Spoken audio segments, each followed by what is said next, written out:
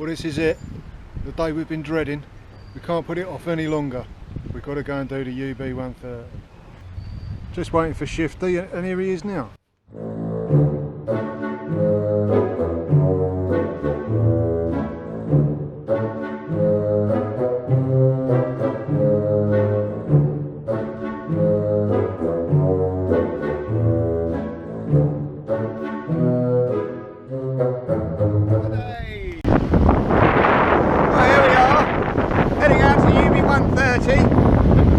Behind you can see Beachy Head lighthouse, and I've got to say it's pretty horrible out here, Robert. You sure I did? No, it wasn't. I said from the start I don't like U-boats. Yeah, but I didn't say I wanted to go today. You didn't say you didn't. No, that's true. Well, we've got easterly wind.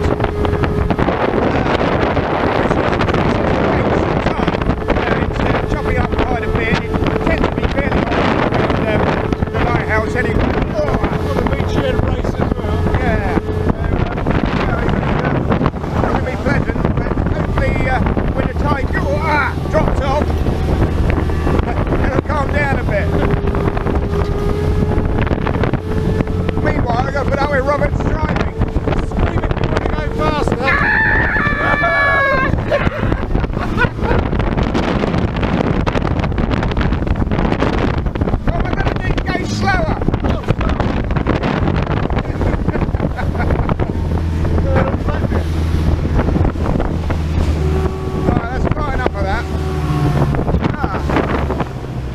Well, here we are then, out on the site of the UB130. Our favourite, can't wait. But while we're waiting for the slack water, we'll have a little history lesson in U-boats in tow. Can we wait for the visibility to clear as well? It looks damned horrible. Everything about this site's horrible. The wreck's horrible, the vis is horrible, the sea's horrible today. And I'm looking at your ugly face as well, and even that's horrible. I thought that's the only good thing here.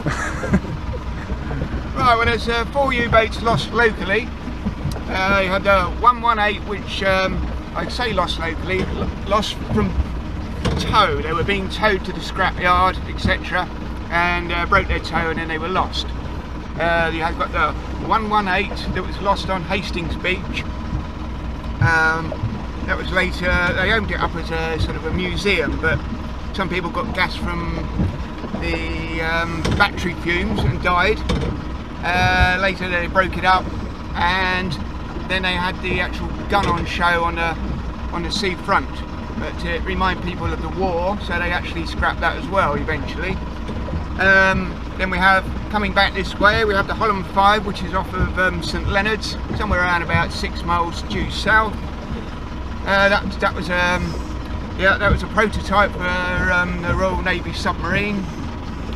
It's a bit odd really that it was invented by anti-British Fenian Society, or man of that society. He went to America, and then Americans sort of sold the idea on to us. So that's supposed to be the most intact example of the Holland class submarine. We have had a license to dive it and dived it, and I'm quite happy to say that we don't have a license anymore, do we, Robert? No. So we won't be. That's a bit of footage too far, that is.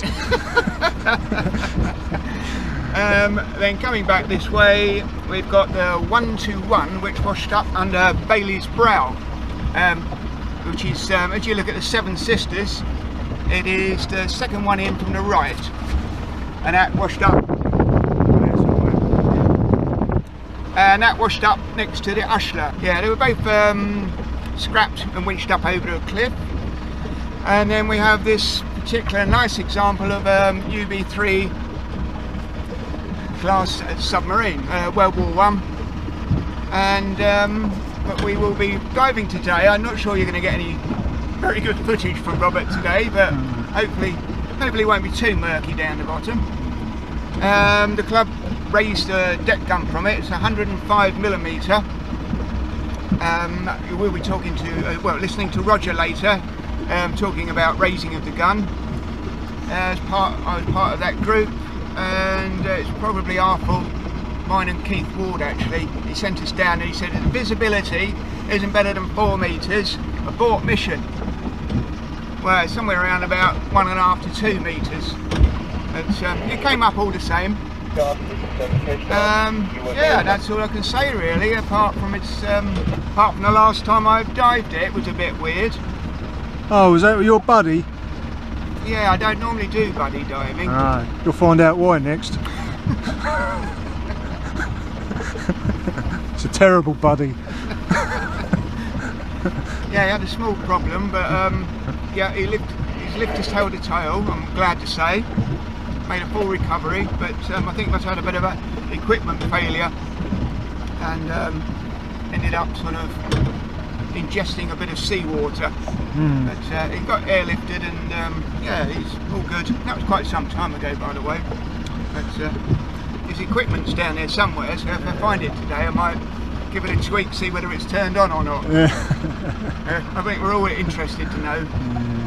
Well, he was lucky, wasn't he? Because it was only because Max was up here with Bill was up here as well, and there's a nice. If it had been a day like today, it'd been a different outcome, I reckon. Because only because it was a lovely flat day, wasn't it? And it was flat, calm, and they just said, "Oh, what's those couple of fins sticking out of the water over there?" Not a good moment. No, he was a lucky boy. Very, very lucky indeed. Yeah. Well, we don't want any of that today. No. So let's not do it then. Let's do it another day. We're out here now, we're going to do it. It's the last time I ever do this bloody wreck. Yeah, same here. I hate you boats.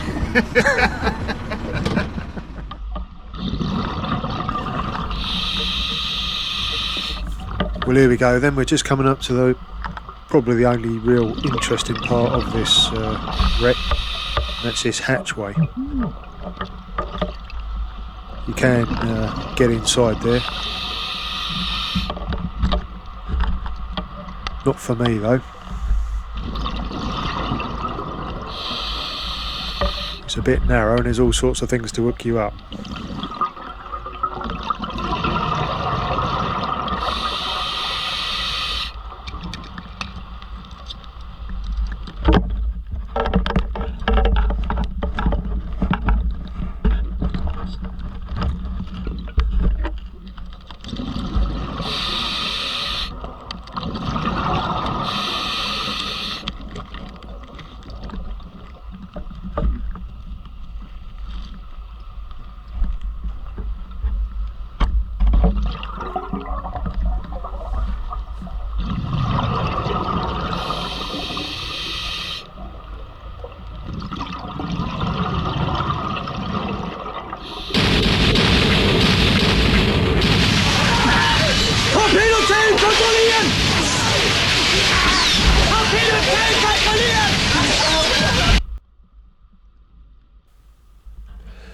Well, several years ago I started doing a blog about the wrecks, and Jamie wrote a piece on there about the U-boats in tow, and through that there was a guy called Hamish Mackenzie got in touch, and he emailed Jamie and he wrote, "I just read your article on the lifting of the gun of UB130 and thought you may be interested in a bit more info on her.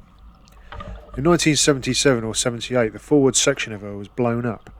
A charge of £50 was put down her forward hatch, which was ajar, and I managed to open fully and blow. We were after her torpedo tubes. This accounts for the damage up forward. The after section was blown after this on a date which I don't know. Unfortunately, when I dived her on the following day, the vis was nil, literally pitch black, so I was not able to ascertain the results. Then the weather deteriorated for several days and I did not dive her again, as I was only a seconded to the outfit that was working on her, and I had to return to another salvage job. We did not know her name or number and I only found out today after reading your article, and it definitely was her, as I found a plaque attached to her periscope giving details of Hounslow SAC, which dived on her. It was white plastic with red writing on it. Incidentally, the vessel was completely intact when we found her, apart from the lenses on the periscope. Someone from Hounslow Sub-Aqua Club must have nicked them. Another chap, Martin Woodward, who's had a diving career that you can only dream about. He's an incredible guy, and he's helped us out with a few things. He's been really good. and he's actually got the prop of the UB130, and he's kindly allowed me to show it. So I'll put a few pictures of that up, and then that should lead us on nicely to the lobster having a munch on the Congaree. Then after that we'll go and have a chat with Roger.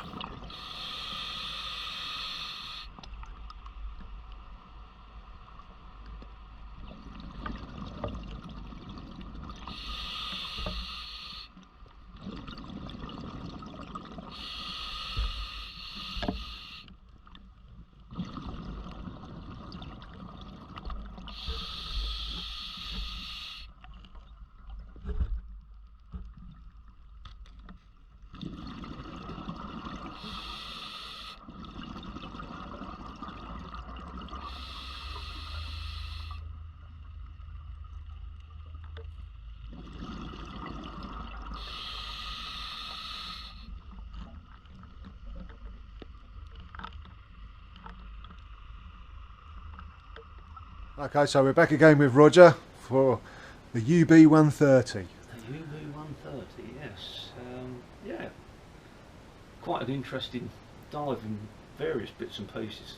Still found some batteries, I think, down in there, one of those sections, didn't we?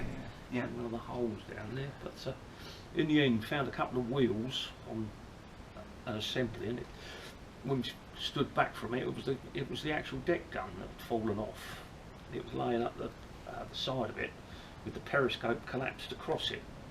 So the plan was formulated to pop it up one day. And, yeah. But this was a different plan to the Lancer gun. This was a bit more, planning. Yeah, because it. Well, I underestimated the weight of it, but it must have been, when we got it up, it must have been 2 tons, 2.5 tons. Must have been pretty big, wasn't it? But we took 3 1-ton lifting bags out, and the idea was to put the one on the bottom and just to set it off to bring it up slightly with the others on the back. And but it nearly went to plan. It came up like Mount Vesuvius.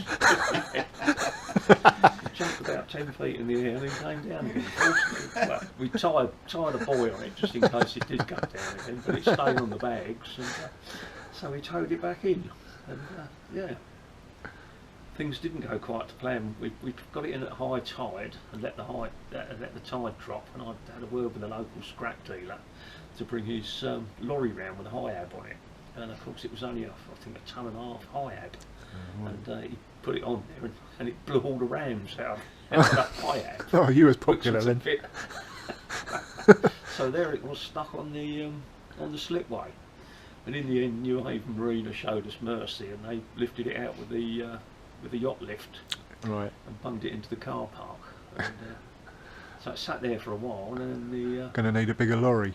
Yeah, well, then the guy from the Paradise Park, the boss, made a bit of a publicity thing of it, and took it off to the shop blasters, got it blasted, and now it sits there in Paradise Park. Yeah, still there. It's still there, yeah. Outside the Maritime Museum. That's it. Yeah. I've still got to go and bolt a few bits back on it, but oh yeah, we've got some. Oh yeah, that's one, here, haven't we, one that part need of bolting on. the sighting mechanism, and that was a part of the measured the angle of the what do they call it now? Elevation. Yeah, it's got I can't remember anyway. So I will bolt it back on. I haven't got the screws, and I'm sure we'll find something. And the other bits, yeah. We actually found one in the exactly the same in the Imperial War Museum. Mr. Krupp's special. Wasn't there a bit of a story because it still had one up the spout on that one? Well, we never knew with this one. I don't think it did, because this was the 3 of them were towed back afterwards to be scrapped, and I can't see them leaving ammunition on a boat that was being brought back to be scrapped.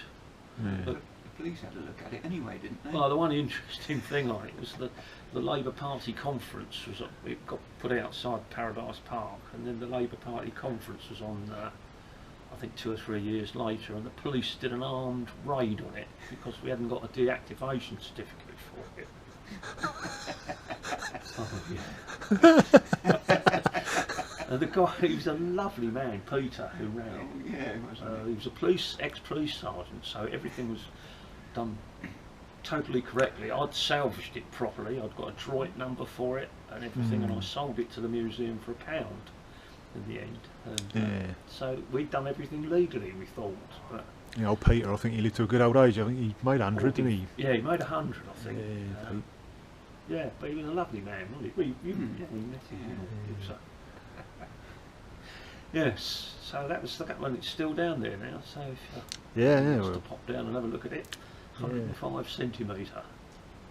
Lovely. And I can't think of anything else interesting came off that, did it? Gary Palmer got one of the skids or something. There's a big brass skid of Oh, some we did. sort, wasn't Yes, there? off the would have been on the Collins House. Yeah. Water. I think some diverter. sort. Yeah. Got a few pressing cages and things, and Oh, yes, I've got a and couple a of. wheel that might have gone on a door or something. Yeah. Yeah. I've actually got a windy wheel in there. Hang on a sec. One second. So I think this is elevate in German. But there were 3 of those.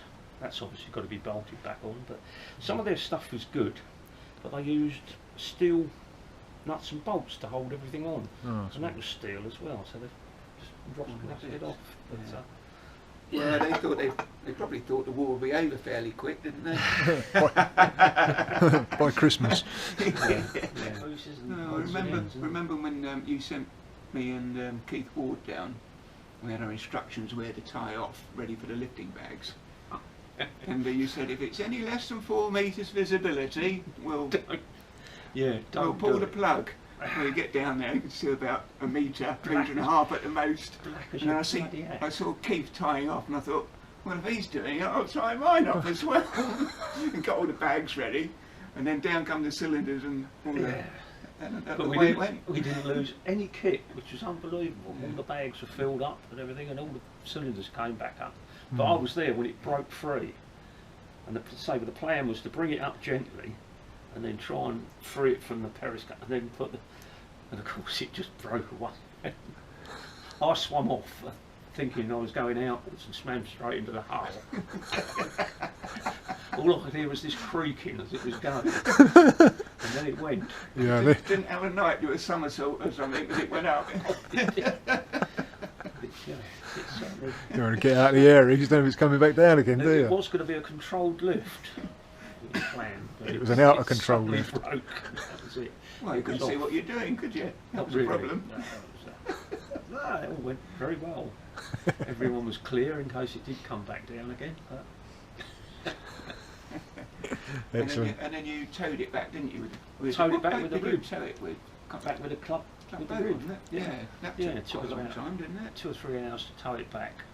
Sort of 3 or 4 knots on the 3 1-ton bags. Yeah, I've got some pictures in it, so I put some pictures up as well.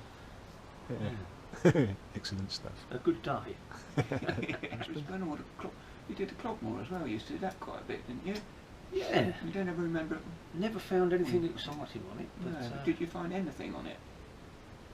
No. No. I don't know anyone who's found anything on that. It's odd, isn't it? Because we measured it a while back. Because that was the most decent wreck, Clogmore, where we were going to use the cutting gear on. We did the big underwater cutting and welding course, and came back from there full of good plans and everything. Because the Clogmore was upside down, but there's some lovely bits of hull where you could get straight out with a chopping, with a thermic lance thing, and Broco gun it was called. Right. And so I made one, which was very effective. And we had the cylinder and batteries up on the thing to run it with. And we were going to cut a hole in it, but we never got round to that. That was another. Still got it? Yeah, that's in the garage. Oh. Yeah. Well, let's go. I was reading a bit from Hamish earlier, and he said that they died the Clogmore, and he got brass stuff out of, or bronze stuff out of the engine room.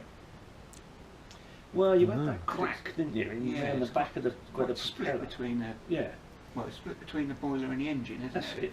Yeah, he must have got in there, and then, like you say, it's probably broken further back a bit, isn't it, as it goes up to the stern? Oh, I never really found anywhere around that where you could actually get in. No.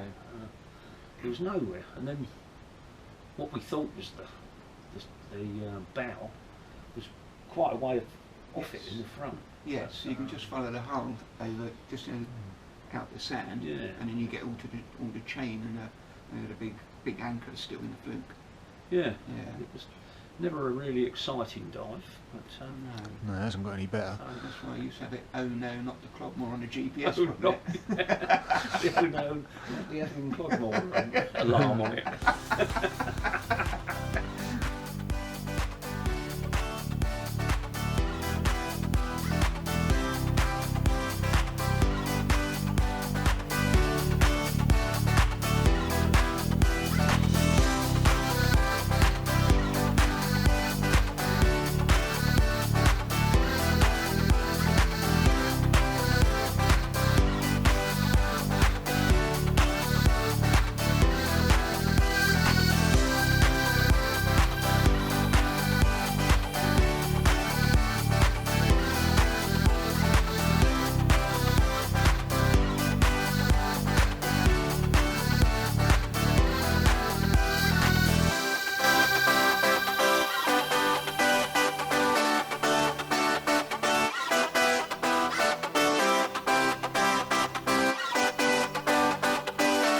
Toast to Hamish Mackenzie, who blew the fucking thing up. Cheers, Cheers, Hamish. Hamish.